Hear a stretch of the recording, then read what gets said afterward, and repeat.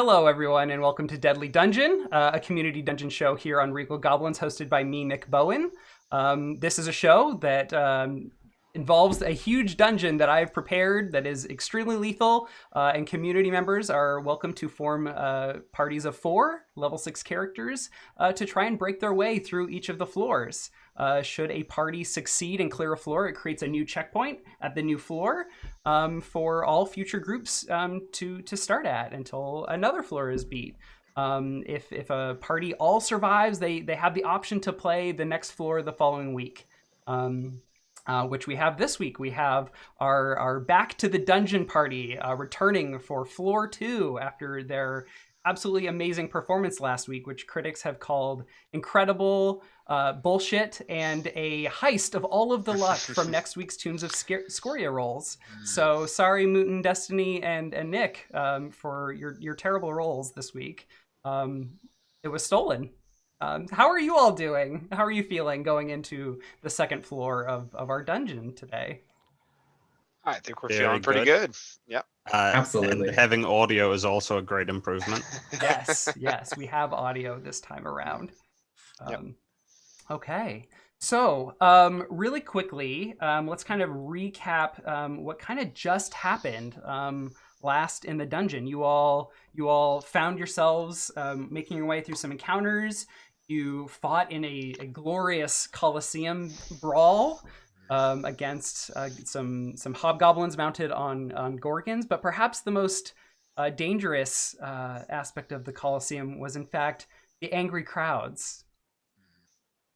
I agree. There was far too many of those, but Team Hill Valley, we all emerged triumphant anyway. Yeah. And in the back of the Colosseum, you found a staircase that led up and up and up, and you're not quite sure how long you walked for.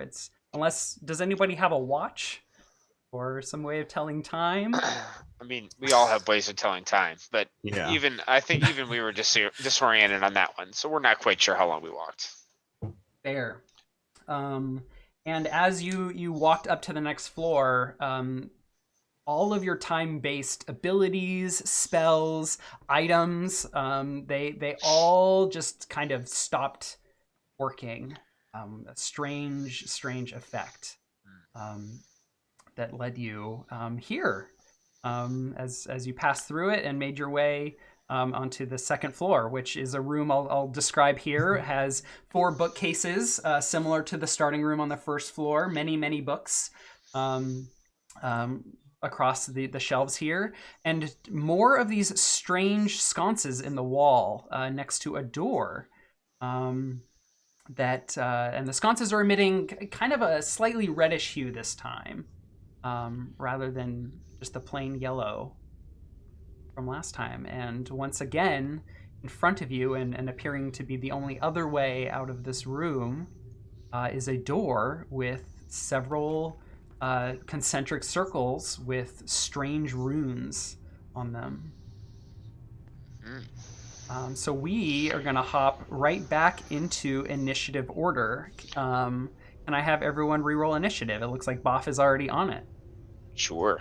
Hey, Apollo, do you want us to introduce our characters again? Since Yeah. we're a different week. Why don't we do that as you roll initiative? All right. Let's go from left to right on the screen here. So Marty McFireball. Hi. I'm playing Marty McFireball. My name's Shadow054 in Discord, Scarlet Shadow in Twitch. Marty is a level 6 College of Lore bard who really tries to live up to his name and was pretty successful in doing so last week. He's here with his loot, an attitude, and a love for song. Excellent. Yes. Hello, I'm JaimeeK in Discord. I'm playing Emmett Brown, the level 6 Artillerist Artificer. I'm here to make sure that Apollo bans artificers in the foreseeable future. Apparently. But yes, I usually am wearing this nice contraption on my head that emits healing pulses. Not originally what it was made for, but it's proved very effective in keeping us alive. And I'm endeavoring to get back to the DeLorean, and hopefully it's still got enough power in that sucker to get us out of this sticky situation. All right, we also have Boff. I'm playing Buff Tannen, level 6 Paladin, Oath of Devotion. And I go by the moniker Temhr on chat. And my character knew that we would defeat the Colosseum, knew we would win. Because my character has this book, Almanac, tells you all the winning results from every single thing that involves Hill Valley. And saw the results for this one and said, yeah, we beat the Butcher and the Sandman. So we all knew that. I love it. Thank you. And last but not least, we have George Octobeard. Yes, hello. I am playing George. I go by Impetuous Skink on Discord and Twitch. George is a stout but tall dwarf. A little more timid than his kin. He likes peace, astronomy, giant tentacle monsters, and long walks on the beach. So yeah, Wonderful. peace cleric and star druid as classes. Excellent. Okay. All right. Any housekeeping before we hop into the initiative and start playing? I think we're ready to go. All right, let's do it. For the first time ever, Marty McFireball is not first in the initiative, but in fact is last. Incredible. So let's take it away, Doc Brown. All right, Emmett. He takes a deep breath and looks around, but seemingly just collapses in a faint against his bookcase and will end his turn, leaning back against it. Doc, what's wrong? Oh, well, Marty, I just had some sort of vision. I thought we had got back to the DeLorean and we were going to be safe, but and we were on our way back to 1955, but no, I seem to have come to again. Here we are, back, it would seem. Back to the dungeon. As bad as it seems. This is heavy, Doc.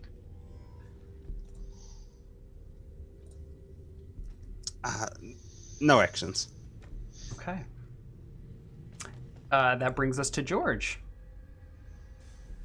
Oh geez, we fought all those guys. We made it up here, and we're just in another room. How are we gonna get out of here? And I will down a big potion of healing in one gulp. All right. Healing potions require an action to consume. You must be conscious and willing without a medicine check to administer a potion to someone. And they are a 2d4 plus 2 roll. 6 HP back. And I'll slump over in the corner and think about the choices that led me here. Right. Off. You know, I know a lot of interesting things are in books, and they can teach us a lot. Like, taught me that we win the last one.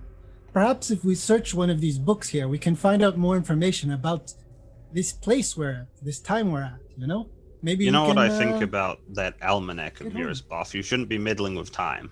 But maybe it'll help us get out of here without meddling with time too much. So I think you're right. Well, I just want us to, be able to make like trees and get out of this dungeon in a way that resembles trees of some sort.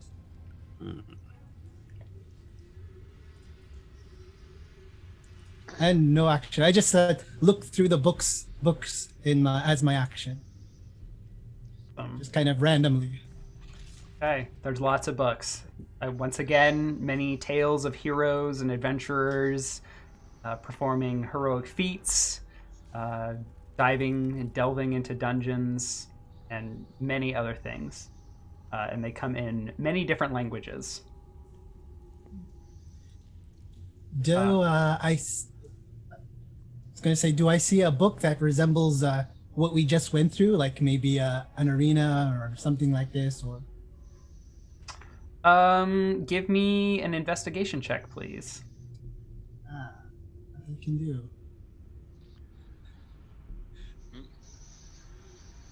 A 16. Not quite yet. You go through one of the bookcases and you do not find the same book as before. Yep. Good. All right. How about you, Marty? I think Marty's going to start off immediately by going to the ring on his finger and activating it. For those who weren't with us last week, this is a spell refueling ring, and that I got from Doc as one of his artificer infused items. Thank you, Jamie. And I'm going to use that to recover a level 3 spell slot with my action. Awesome. And then I think I'm going to, if I can, look at this bookcase here, looking at the books on this side, and I'm going to look for something on decay. I remember that on the previous floor, anytime something died, well, time kind of ravaged it a little bit, and it started fading almost out of existence. And I'm going to look through the titles for anything that catches my eye for decay or loss of time or degradation, something of that nature. Okay. Why don't you have Marty give me an investigation check then? Yeah.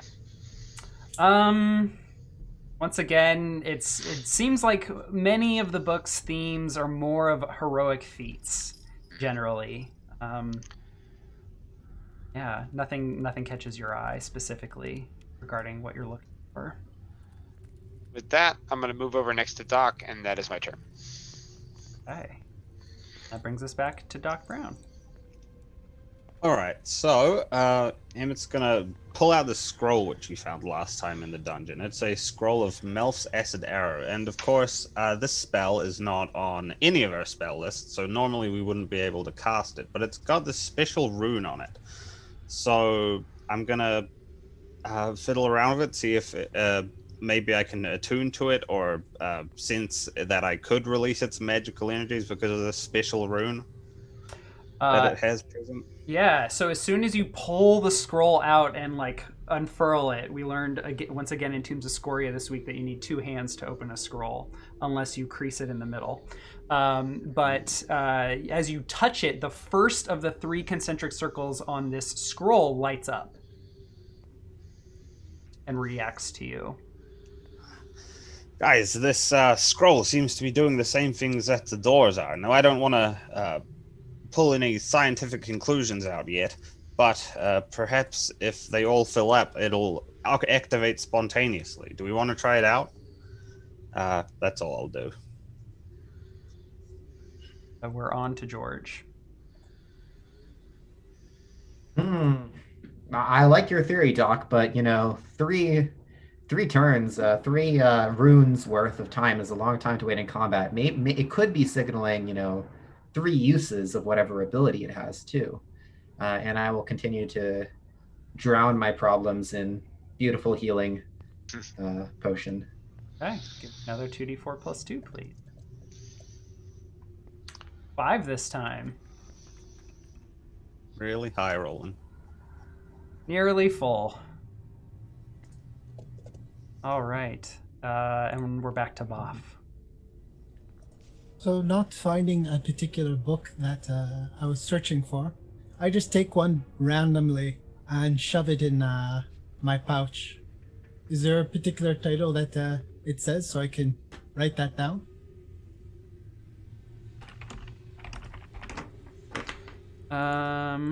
Yeah, let's see here. This one is called Dragon's Hymn. Okay.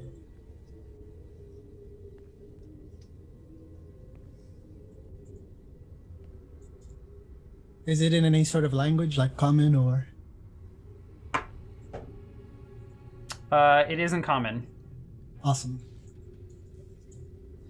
And now that I have my book or my pouch open, is it the shirts that I have there? Have they changed in any sort of fashion? What shirt? I should say the Sandman shirt. Has that changed? You cannot find it. It's been lost to time. Oh no. What about the Butcher shirt? What shirt? I exclamate this out to my group. Guys, the shirts, they've dematerialized. What happened? And off to Marty. All right, Marty will pull out his lute, and knowing that Doc's spell is running low, he will play a chord on it, and a small bolt of lightning will jet up to the top, and he will reach over with it to touch Doc's shield. And Doc's shield will electrify and glow with a bright light as I cast the light cantrip on his shield. And I say, maybe the shirts never existed. Maybe they've just been lost in time. And then I look over to Doc and be like, yep, if you're going to test that scroll, Doc, go ahead, but give me 1 second. And I will move all the way behind Buff. Looks like we're safe now. Go ahead. And that's my turn. All right. I will continue to attempt to channel this scroll or whatever I'm doing. Is this taking my action? What do you mean you're trying to channel the scroll? Well, I, seemed to focus on it last time, and it started to light up, just like how if we're in contact with the door rings. Mm-hmm. So as you focus on your conceptual idea of what an acid arrow is, the second ring lights up, and you feel magic entering, kind of probing into your mind, and it feels like it's asking you where. It is trying to lock on to a target, and it is looking for a locus in your mind of where to put that energy. Right. So if I dictated some patch of wall down here, would that? And what happens?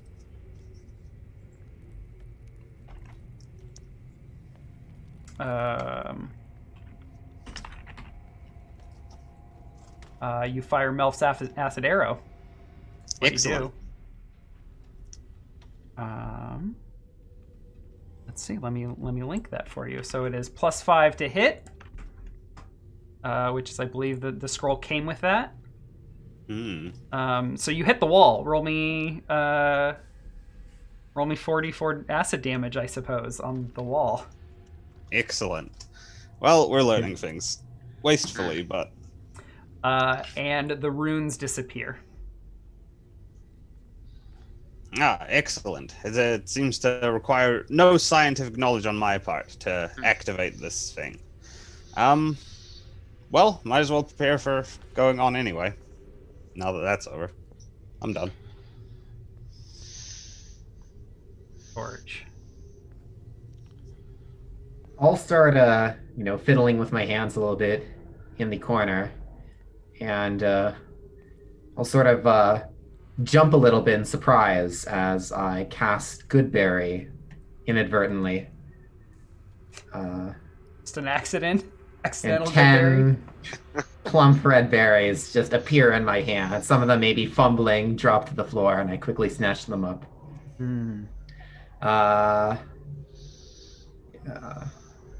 I don't think I can eat it because I used my action to summon them, and these berries are either really heavy berries or really big berries, and you can only eat one per action. Yeah, I think they're just so densely packed with like life force that they're just like hard to eat quickly. I see. Perhaps. They're way too rich. Okay. But I will meander over to Emmett. Say, I found these berries in my hand. You might want to take a look at them, and I'll hand him 5 of them. Okay. I end my turn. All right. So, it sounds like we have 5 rounds of eating good berries to go. Does anyone have anything they want to use that time for? Or am I assuming, Emmett, what you'd like to do? No, yeah, these look delicious. I'd love to spend a few rounds eating them. However, I'm interested in the bookcases a little still. Do they have any sense of order I can tell? Are they sorted? Or has somebody shoved a whole bunch of random heroics on the shelf? They do not appear to have any order. they're not alphabetical. There are, stories of like heroic villagers next to stories of people who have fought the undead, which is next to people who were knights, which is next to so on and so forth. Cool. I'll just eat my berries then. And Okay. Does anyone else have anything they want to do over the next 5 rounds? I'd like I to will think eat that- 2 berries as well. Okay. And what was that, Buff? Yeah, I'd like to think Boff would kind of upend one bookcase, to kind of like look what's behind it or look around to kind of sniff around it. And so at least one bookcase would be kind of like shoved off of the wall. Okay. I believe we tried this last time. Give me Yeah. an athletics check, please, to move some furniture. Let's see if I can do this. Last time, I believe, it was a natural 1, but we have a 20 this time. So you are able to move the bookcase. Perfect. There's wall behind the bookcase and a solid Yeah. back. shocking. Real nice. A secret wall. So, Boff will not be dismayed at this and kind of look at one more, just out of random, possibly to the facing the doorway, one of the ones facing the doorway, out of random. Like this one or one on the Yeah. side? Sure, yeah. Give me another athletics check, please. Yep. Same old, Yeah. same Wow. old. Okay. And yeah, that's it. All right. How about anyone else have anything to do over these rounds? Sure. Marty will slowly step over all the books that are now all over the floor as Biff has upended the bookcases. Kind of tap Biff on the shoulder and be like, "Good job, Biff. That mostly worked." Yes, your Starting to- ceaseless destruction of property has been very successful. Yes, starting to grow on me a little bit. And I'll look at these 2 sconces on the wall, and I think I'll reach up to both of them and give them a tug and a pull, kind of like we did in the last room. Are they affixed to the wall? They are. Okay. And I'm going to look around really quick to all the books on the floor. Do any of the colors of the books match the colors of the lights? Ooh. Give me a perception check, please. I'm a little bit better at that. There is one in particular that seems to have like the same exact hue. If I see it, I think I would go and pick it up and take a look at what it says. What languages do you speak and read? Let's see here. I speak Common, Dwarvish, and Elvish. In Elvish, the title of this book is The Steam Monks. The Steam Monks. Nice I job. will pop the book open to the table of contents. What kind of things does it say? What are the chapters here? What's your intelligence score? A 10. My intelligence score, not very high. Okay. It seems to be a book about an ancient order of monks charged with protecting a very important dungeon. And they seem to have harnessed the power of steam in the mechanisms and machinations of their dungeon that they are sworn to protect. Interesting.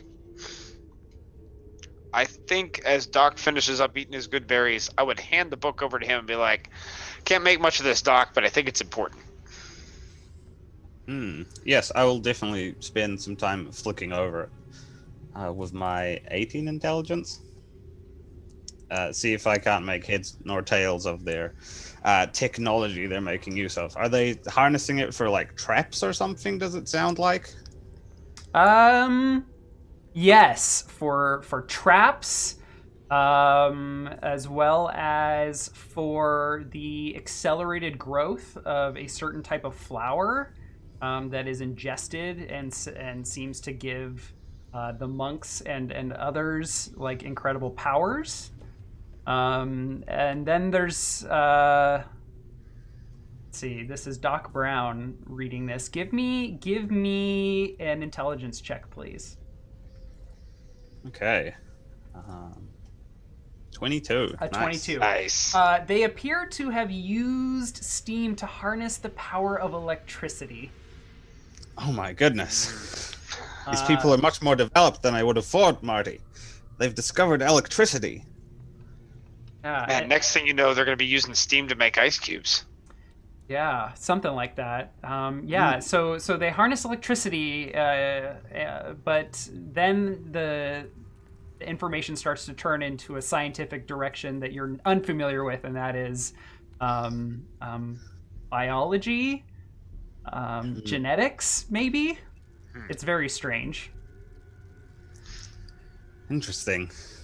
Well, this will be good to keep in mind. There may be strange monk people out there with steam contraptions. All right. So, Doc Brown gorges, or I'm sorry, who was eating the 5 good berries? Yeah, that was Yeah, me. that was you. So you were, as you're reading through and over the course of 30 seconds, just gorging yourself on these good berries. Time passes. So back to the top of the initiative order. I guess you used your action to study the book. So we'll move on to George. I will, pace nervously near the door, and ask my party. All right, are we doing this? Are we mirroring ourselves across the door? And I won't use any action yet. Okay. Off. I say, let's go. Let's do this. All And right. stand next to the door. Okay. Are we all readying actions to go through the door together? Not quite yet. Okay. I have 2 things to do. All right. What are So those first- things? Say, now, Boff, I noticed last time you had some trouble catching up to those enemies down there. Those goblins gave you the runaround, and I will cast Longstrider, Ooh, okay. targeting Boff. Off gets Longstrider. All right, let's put some sort of mark. Indicate Longstrider on Boff.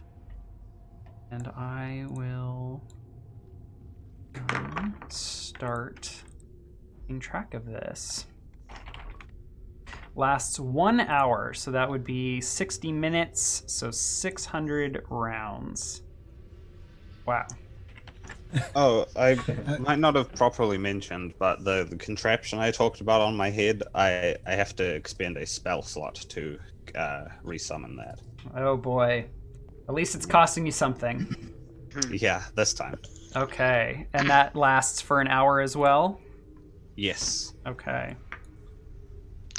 Do we still have the temporary HP from last time, or did that go away as we walked up the stairs as well? How long does temporary HP typically last? I think until you finish a long rest is the wording, as far as I remember. Okay. How does temp HP last? That's Pathfinder. We want 5e. They last until you're depleted or you finish a long rest. Yep. Okay. So you still have your temporary HP. All right. Nice. Then I think as it comes to my turn, I will put my hand on the door and think about going through and wait to see if my party follows me. All right.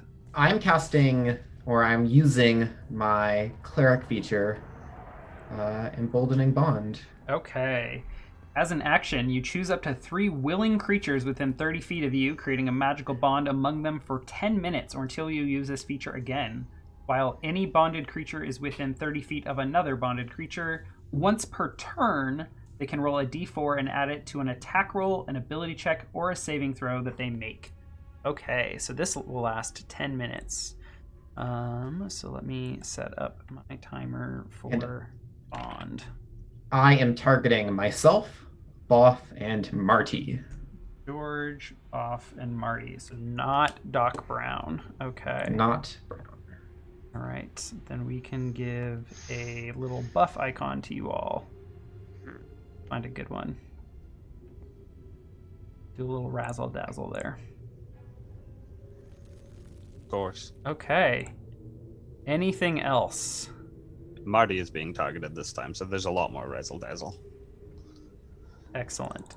All right. But no, I think we're all just gonna sync up to do the door activation. Doc, have you re-summoned your protector cannon? Yeah, I just said that, right? Okay. You Right said now. that you had to use a slot. I didn't know if you declared you did or not. Just double Oh, check it. right.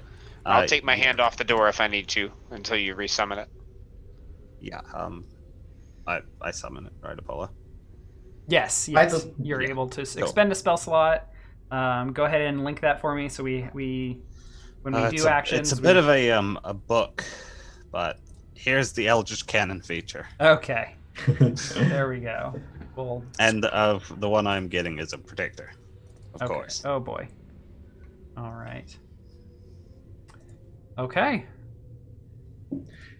As an aside, what's the best way of representing temporary HP on the overlay? Should we just hide it, or should we have it like always on full? Or Yeah, so if you double click on your token, so I notice Emmett and Boff don't have that little red bar over them. So if you double click on your character, it will bring up like your token settings, and you'll see that for bar 3, it lists like either I think 12 for Boff and 9 for Emmett. If you just make the second number, the maximum like 12 or 9, it will create a bar. Like it will only display a bar when you have like a current and like a total value. So you want a bar. If you want, that's fine. I think it helps me and helps the viewers understand where y'all are at. All right. Okay. All right. So at the top of round 100, it sounds like you all are prepared to move through the door. Yes. Okay. All right. So once again, we'll spend 3 rounds. Once again, you place your hand on the door. As you begin to think about moving through, there's these 3 concentric circles, and for each turn, or I guess each round, a concentric circle lights up, and upon the 3rd one, you move through the door. And you all have kind of squeezed in there to all get a hand on the door. And as you move through, you come into this room. Let me describe the room here.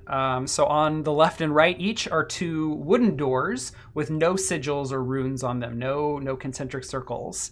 And in front of you are 2 strange contraptions. They appear to be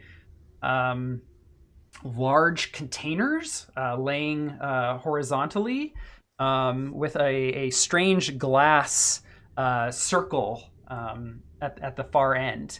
And behind those are what appear to be, and Doc Brown would, especially after reading up on what he saw in that book, these appear to be steam turbines that have steam coming in through pipes behind them. And they are generating electricity that are zapping these containers. Suddenly, as soon as you move into the room and see all of this, the turbines begin accelerating and zapping the containers faster and faster.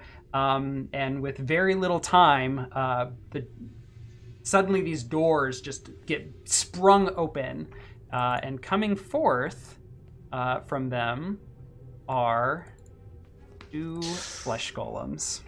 Ooh. As they step out of their containers. And we are going to need to re-roll initiative as we enter combat here. I have a quick question, Apollo, as we're about to do that. Yes. Did this door function differently than the ones on the first floor? No. Then, based on what we learned from the first floor, if I was standing directly in front of the door, am I now in front of the party? Yes, we should. Yeah. This is, yes, good call. Good Okay. call. This is the orientation. Thank you for catching that. Well, I mean, it was me in front of 2 flesh golems, so I'm paying attention to that one. Yeah. Fair. Okay.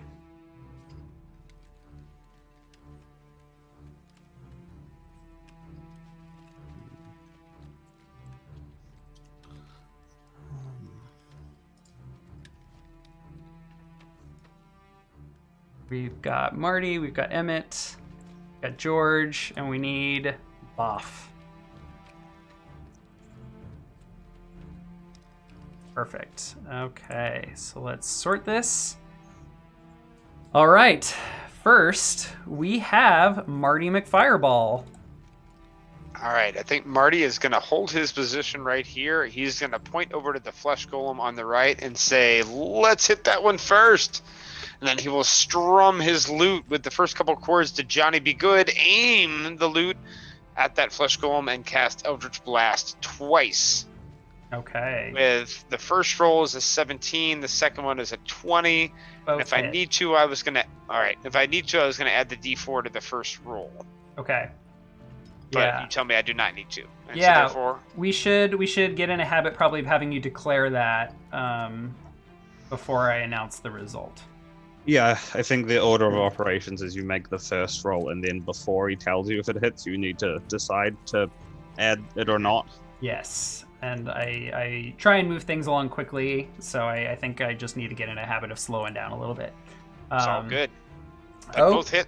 Okay. So I'm roll damage twice. A big fat one and a max of nice 10. Nice big 10. All max right, and 11 min. damage. All right, 11 damage. And I am happy standing right here. I'm not going to move. Okay. All right, that brings us to Emmett. All right, is this electricity still zapping around? It is. And as soon as the door springs open, the electricity begins just like zapping all over the room. That doesn't sound friendly. Is there some way we could disrupt these machines? How would you do that? Maybe a weak point I can identify with my scientific knowledge. You can try and identify one with a cursory glance, a perception check, or you can like spend time investigating. The more time you spend investigating will lower the DC. But a perception check, just a quick glance, is going to have a higher DC. Yeah, I'll make a quick glance for now, because I would quite like to... 16? Okay. Yeah, there are definitely lots of moving parts where like physical attacks would be most disruptive, like physically breaking it. And then there is, wiring and other like more electrical and chemical elements here that perhaps magic or elements will be more effective. Well, I think for now I'll keep my focus on the two abominations stumbling towards us, so I'll aim a firebolt at that one on the right. Okay. No advantage, unfortunately, but a 13 to hit? A 13 will hit. Alright. 16 of fire damage. Oh boy. Oof. And I guess for a bonus action, I'll just make sure everyone's got some temp HP, because I wasn't paying too much attention, so if anyone has less than 6. Okay. And I guess I will step back. I'm done. Okay. The flesh golem goes. And it will... let's see. Having been hit, the flesh golem will advance. And it will step right over here to Marty, who struck the flesh golem first. And I'll pull this up a little bit so we can continue to see the nameplate. And the flesh golem is going to strike at you, Marty. It's going to use its multi-attack action to make 2 slam attacks against you. A 9 and a 20. The 20 will hit. Okay. Let's deal some damage. 9 damage. Woo! All right. All right. Okay. And now it is Boff's turn. Boff will first look around. Does he see the electricity hitting anywhere more close to the machinery or further away? Is there a gradient of danger? It is. Let me use some cool. Is it random? It appears random, like it's Yes, all okay. over the place. Let's just do missiles of light. Oh, do they not have lightning? Oh, that's unfortunate. But there, yeah, we got like some cool visual effects going on here. Gotcha. It's all over the place. Zap, zap, zap, zap, zap. Nice. So I will hit the one, below me with my flail. Okay. My bat, I should say. Yes. A miss. Yes. You strike. You strike the golem in the shoulder. It just like soaks the entire force, and it just like and turns towards you and looks at you with just like a eerily blank stare. I'm like, well, let me give that another shot. Okay. Second attack. A 13 will hit. Cool. For 12 bludgeoning damage. Okay. And I will kind of turn to face the other golem in front of me. Just like a little bit of a turn there. Okay. And that's then that brings us to George. All right. So first I will, wave around my star map in a very druidic and celestial manner. And I will use my starry form feature, choosing the archer form. Excellent. Okay. Now, wild shape lasts how long typically? Because this is a function of your wild shape, right? I believe it lasts 10 minutes. I'm sorry? Really? I believe it lasts 10 minutes. Oh, okay. Let me just double check that. Wild shape. A number of hours equal to half your druid level rounded down. This might be different. I'll read it. Oh, okay. Let's double check this then. Is this the complete text? It specifically says the form lasts for 10 minutes. I thought so, but I might be wrong. This Oh, might not be. okay. Let's... Here. I will track new... There we go. So 10 minutes. Yeah, so... I guess I don't have the complete text there. Okay. This is just from D&D Beyond. Perfect. Okay. As a bonus action, the form lasts for 10 minutes. Okay. Good to know. Good to know. And I think we're okay from last week because you all have been in the dungeon technically for about 10 minutes, minus all the time walking up the stairs. So, okay. Yeah. Perfect. So it's a bonus action to use this. It uses your wild shape. I believe you have one more expense of that, or is this it? This is the last expend of this, I think. Okay. And then as part of the bonus action, you make the ranged attack. Yes. Okay. So I will target the one in between us that is already damaged. Okay. A 21 will hit. Sorry, I didn't see that. That's okay. We'll take the 21 for 4 damage. And that's radiant. Okay. And then I will yell out, Einstein Copernicus, we need you again. Get back in here. And I'll cast Conjure Animals using my action. Okay. Let me check one thing really quick. When you activate this form as a bonus action, so make a ranged... Aha, okay. So you made a ranged spell attack, meaning that you used a spell this turn. I'm not entirely certain. Is that how it works? I feel like spell attack is just a general title. Because he didn't expend a spell slot for it or anything. Sure. But also when you cantrip, you use a spell. Cantrips are also void from the rule. Oh, that's true. I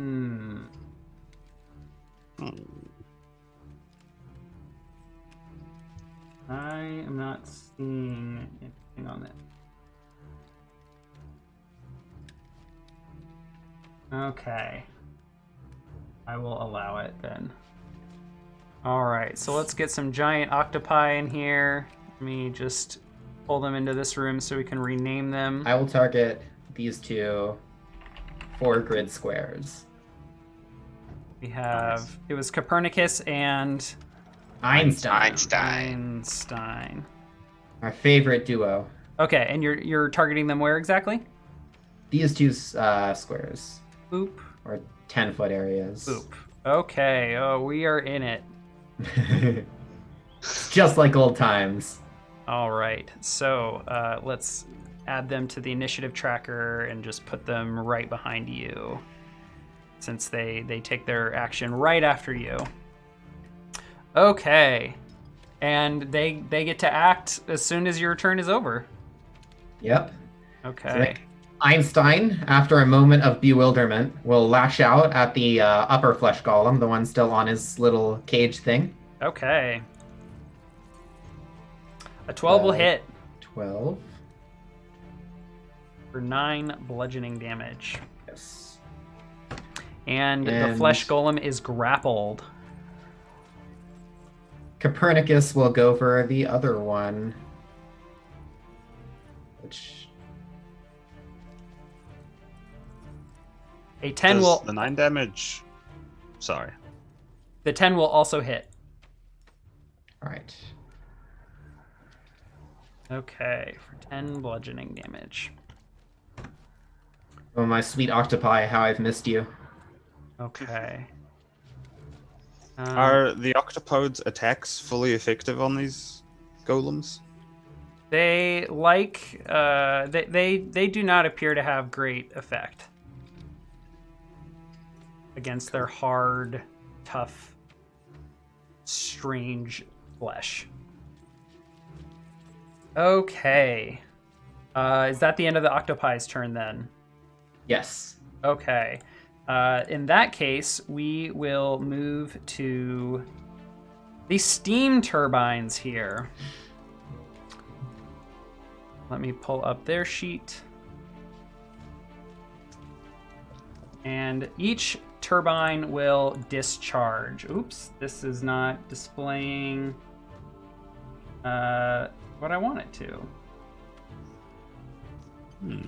Weird. It should be, it is listed as show, but it is not. Okay, so the electricity is flying around the room, and they're going to target a couple random people. I'm going to roll, how many characters do we have here? 1, 2, 3, 4, 5, 6, 7, 8. I'm going to roll some d8s to determine who is getting struck by lightning. The flesh golem in the back that has the orange dot on it, and Boff is also getting struck. The flesh golem gets struck and lets out a strange, pleased sound.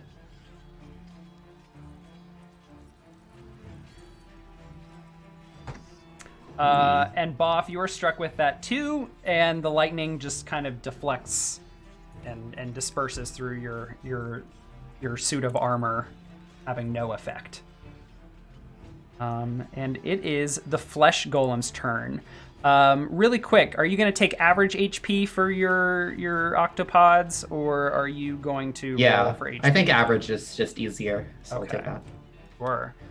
So that is 52 HP each. Let's go ahead and add that there for each of them. The octopi are exceptional in other ways. Yeah, I mean, 52 is a lot of HP. That's as much as buff your tank there. So the flesh golem will strike at Copernicus, who has it grappled, and it will make a multi-attack. Now, I believe it is restrained from being grappled, meaning that its attacks are at disadvantage. Yes. Yes. Is that right? Yeah. Its attacks are at a disadvantage, and our attacks against them are at advantage. Yes. Okay. And they have disadvantage on dex saves. Okay. So it will multi-attack Copernicus with an 18 and a 17. They both hit. Yeah, their AC is low. They have 11. Ah. Okay. So Copernicus will take 14 and 11, a total of 25 damage. Half his God. HP.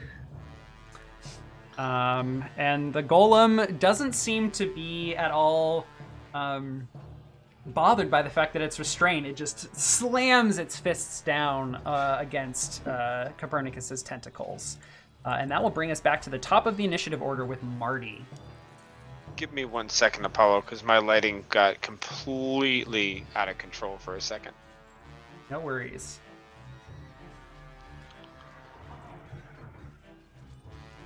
All right. Whenever Roll20 finishes loading back in. There we go. My lighting is still out of control. Like I'm seeing dynamic lighting issues everywhere. But I can go. I can take my turn without it, without a problem. Sure. I think Marty is going to disengage, and I think I'm gonna move through Dock Square over here behind the octopi. Okay. All right. And I'm gonna yell out, "Wear him down!" All right. And for those of us who are new to D&D, you can take a disengage action to move away from a nearby enemy without provoking an attack of opportunity, whereas they could have used their reaction to strike at you for moving away and lowering your guard, but you moved away from this flesh golem without provoking that by disengaging. Nice. Okay, any bonus actions? No bonus actions for me. All right. Doc Brown. All right. You might try refreshing to solve problems. Yeah, I tried it. I think I'm Roll20 gonna close gets out a and bit come tired. back. Yeah. But for now, I will send out healing spores everywhere, giving 9 temporary HP to all friendly characters, saying, Copernicus, watch out! That demon's got its fists into you. And we'll make another fireball attack against the now restrained golem that's amongst us down here. Cool. For 11 fire damage. All right, 16 hits, so 11 fire damage. Oof. And I'm sorry, that's a 21? Because it's Yeah, restrained? Is it melee attacks have advantage or all attacks? All attack rolls, great. Okay. Any movement? Any bonus actions? No, I'm very happy here. Oh, you bonus action to trigger your little yeah. Eldritch Cannon that disperses all the glorious temp HP, which we can see with all the red health bars. Now, what are you carrying, Doc Brown? Because you have a shield, right? My Eldritch Wand and my shield, yes. Okay, so the Eldritch Cannon is sitting on your head. I think we've Yes. established. Can you give me a dexterity check, or some sort, or maybe athletics or acrobatics, to like maintain balance as you're, moving around in combat and keeping this thing on your head? Sure. Okay. 17. That's plenty. All right, so we will move on to the flesh golem, who is held by Einstein, and its tentacle is reaching past Boff and George, and holding the flesh golem. And the golem notices this, also doesn't seem that disturbed, but it is going to attack Einstein. Over the week since last time, we looked up some rulings and some comments from the creators of Dungeons and Dragons on whether or not you can attack a creature that is grappling you from 15 feet away, and the answer is yes, in fact you can. So I will be taking full advantage of this to make some slam attacks against Einstein. A 21 and a natural 1. So the first slam attack will deal 19 bludgeoning damage. Oof. Oh my gosh. As its fist just pound and crush into the rubbery flesh of the octopus. And the flesh golem does not appear to be trying to release itself, Boff, as it slams into your aquatic friend. What do you do?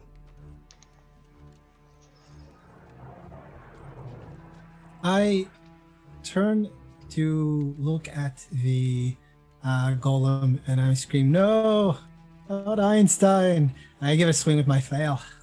Ooh, okay. And A 20 will hit. Again, Yes. because it's restrained, your attacks have advantage. For 9. 9 bludgeoning damage. Again, Give it the another bat swing. swing just doesn't seem to be like pushing through its flesh and connecting with all the force. Yes, your second attack, please. A 24 also hits. For 11. Okay. The golem is looking battered and bruised, but it is still moving along. Electricity still flying through the air. Zap, zap, zap, zap. All right, George.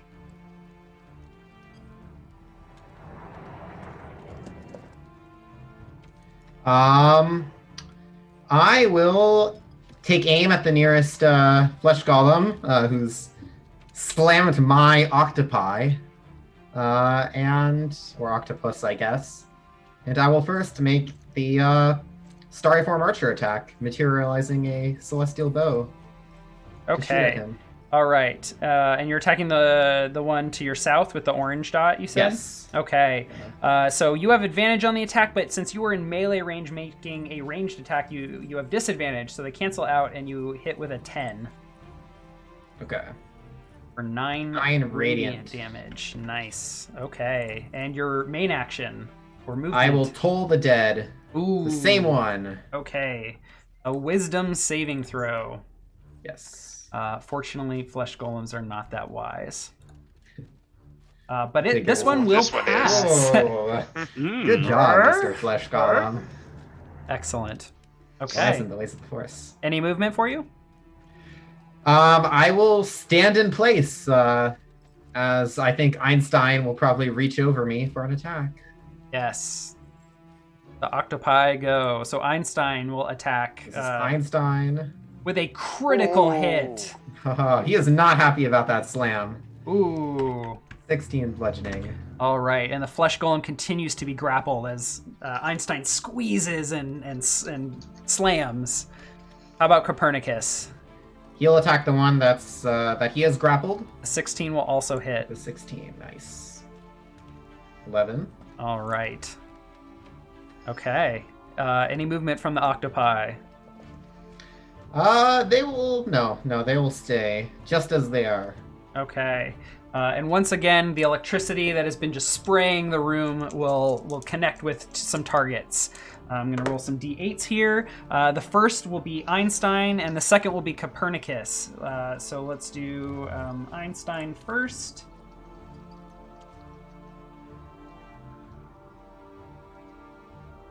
An 18, and Copernicus with a 14. I believe their They AC both is hit. 11. Take those hit. Yep. Okay. Einstein will take 1 lightning damage, and Ooh. Copernicus will take 1 lightning damage. Oh, I'm sorry. I should have seen to recharge these. One of them recharged. But one of the steam turbines will take 5 damage. Oh. Good.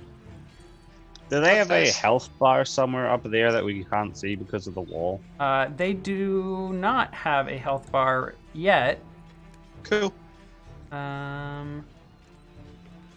This one takes 5 damage, though. And now you can see a little bit of a health bar.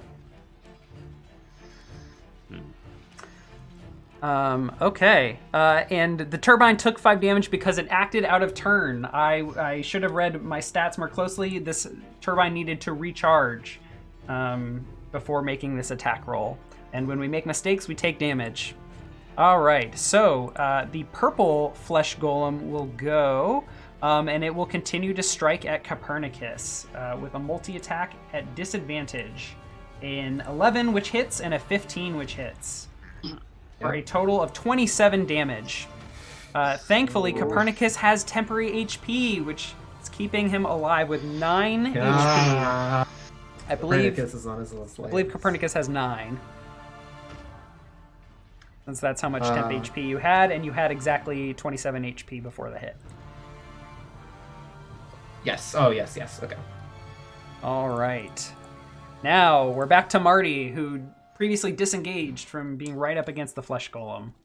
Marty will yell out to Boff and go, Boff, These things must be super tough. Even your magical bat doesn't seem to do normal damage to them. And then I will back up 5 feet over here. And then I will fire 2 Eldritch Blasts at the golem down on the bottom side here. Okay. I'm going to roll the first one and decide if I'm going to use a Bless or not. So you need to declare the target for both. Yeah, I'm going to You're do targeting I both? declared both Okay, down the one great. at the bottom. I thought I did. If Okay. I didn't, I'm rolling them both. Okay. I'm not going to roll the Bless on that. So I'll take an 11 and an 18. Okay. Well, they are a 13 and a 25 since it's restrained. Oh, yep. Thank you. All right. So roll damage. Ooh, big, there we go. big damage. The flesh golem just gets struck with this eldritch energy. Can you describe what that looks like for me as you blast? Like, what does the magic look like, Well- and what does it look like to destroy this golem?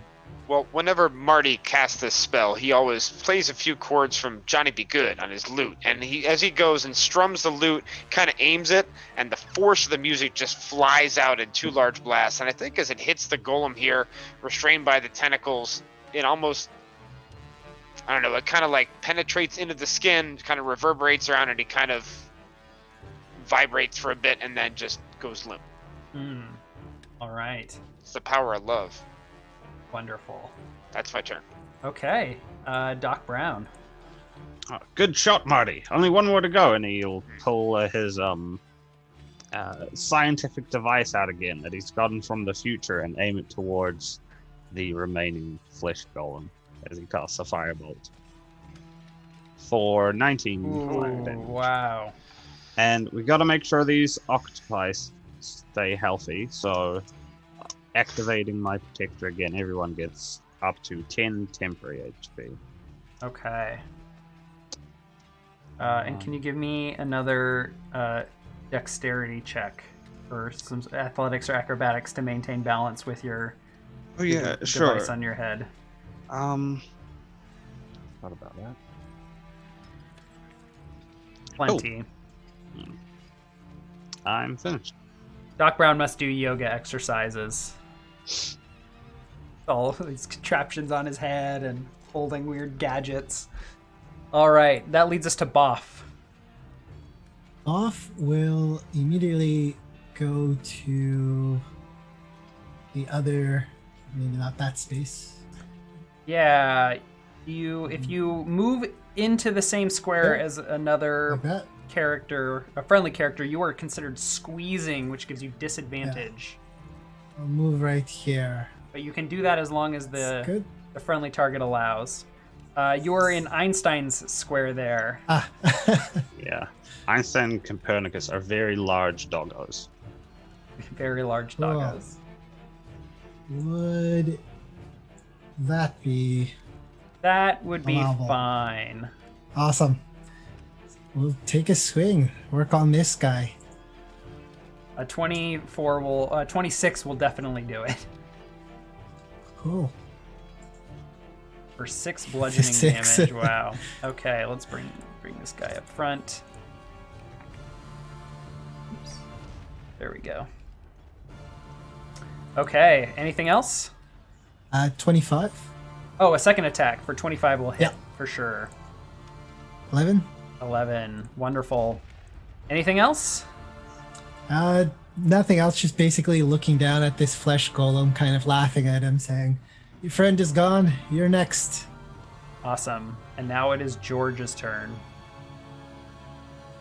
All right, I've got some octopus trivia to ask about first. Okay. So, first, can an octopi choose to release a target from the grapple at will? I think so.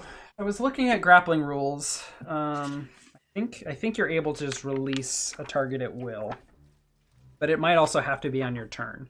I think if they die, I think you can release as a free action. That makes sense.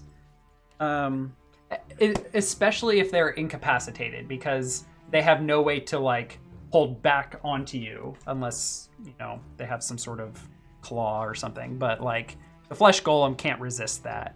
But if you're like wrestling with someone and you decide to let go, they can still hold on to you. I see. Mm-hmm.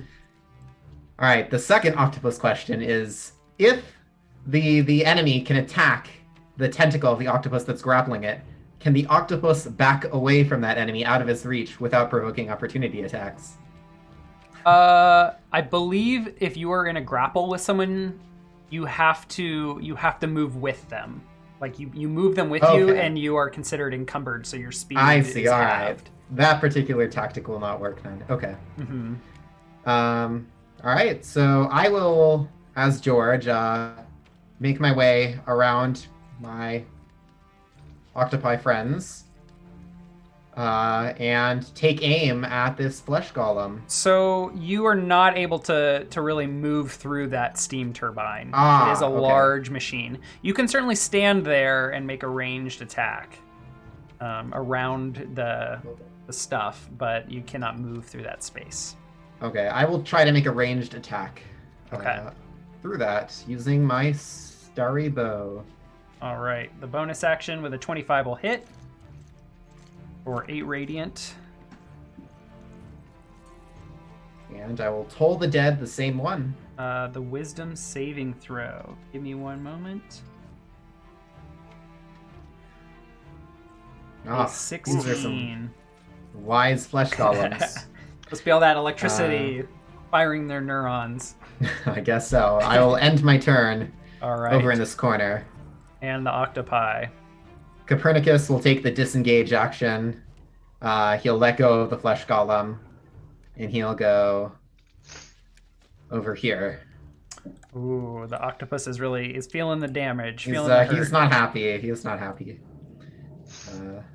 Einstein, however, is enraged and will make a tentacle attack. A 20 will hit. Or 10 bludgeoning damage, and the flesh golem is once again restrained. I just took that off. I should have. What a known better. life! Yeah. All right.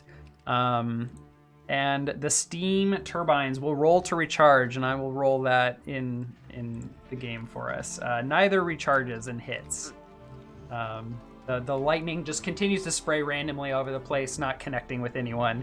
Strange, especially considering Boff is immediately in front of one.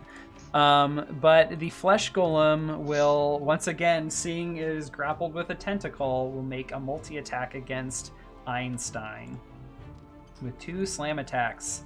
A 15 and a 12, which both meet the giant octopus AC of 11 for a total of 31 damage. Oh my gosh! Oof. Okay. Oh, Einstein, no! And that brings us Einstein's down there too. back to Marty.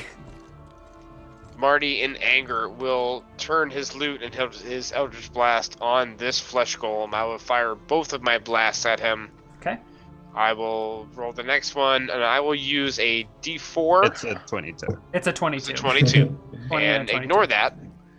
And this time we will get 14 force damage on this golem. Excellent. Does my magical damage do as much damage as I expect?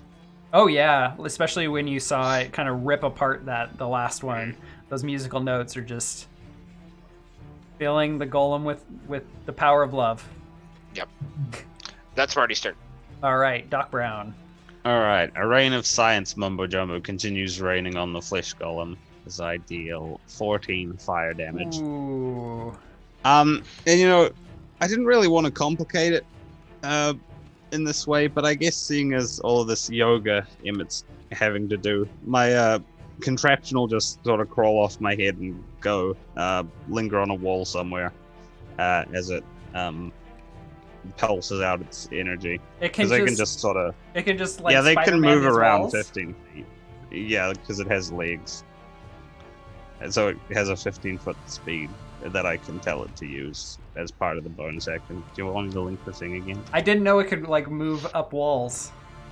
I think Pretty it, sure we well, gave it maybe legs not last week. actually. Yeah. To walk or climb up to 15 feet to an unoccupied space. Oh, okay. Well, in my mind, that's like because these are very flat walls with little, just like little tiny gaps. Yeah. So So it doesn't get like suction cups on its legs. for climbing up yet. the wall. Not, Not yet. yet. That's the next scientific. I think Next it's project. aha! Great Scott, I've got an idea. Yeah, Mhm. but so yeah, I'll just let the Eldritch Cannon go walk off for a very low amount of temporary HP to Einstein, who needs way more than that at this rate. All right. But I'm done. And that leads us to Boff. Off gives it a few more swings, saying, "It's time to kill you." A 21 will hit. Okay. And one last one. 20 will hit. I think Wow, we're is putting that bad doing my- damage to Boff? Yeah, I know. Wow. Wrong target. Boff, stop hitting yourself. I'm in the sorry, hip did I- bad. did I- Yeah. Did I take that from the wrong person? You took it all from Boff. Oh, I'm sorry. This Oh is my why God. you declare Okay. what you're attacking. Four. Okay. Okay, sorry. Oh wow, was this flesh golem this low? I should Okay. hope so. We've been Yes. hammering It was quite low. Okay. Sorry about tanky that. boys. There we go. Okay. All right, and that leads us to George's turn. I'm gonna continue to pelt it. I will get out my star bow, Miss. make an attack. I will add I'm a sorry. D4. I'm sorry. I will That's a roll- 13. yeah. 13. 13. Oh, yes. okay. I will not add a D4. Okay. 9 radiant damage, All right. and I will toll the dead. The same not octopi, non-octopi. All right. Passing Oh out. my Once God, again, these these flesh Wow. golems. You Wow. notice their ears are there's no ears. They're not very hearing it. astute. Yeah. They hear no ringing of bells. Anyway, I will end my turn up in the corner, safe behind this, exploding electrical contraption. Yes. And I think the octopi will have another go at this monstrosity. All right. So both of them make tentacle attacks. Yes, they both connect, and I'm sure their damage, yes, will bring the flesh golem down. Its body will just slump and crash to the ground. There will be a rumble through the floor as its heavy body falls, and we will step out of combat. Do the turbines shut off when the flesh golems go down? They do not. They continue to disperse lightning throughout the room. One of them will recharge, and will strike at Copernicus.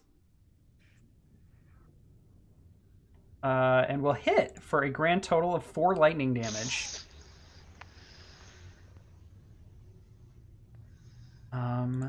And we will figure out what you all do in this room with lightning spraying all over the place on the other side of our break. We will be right back.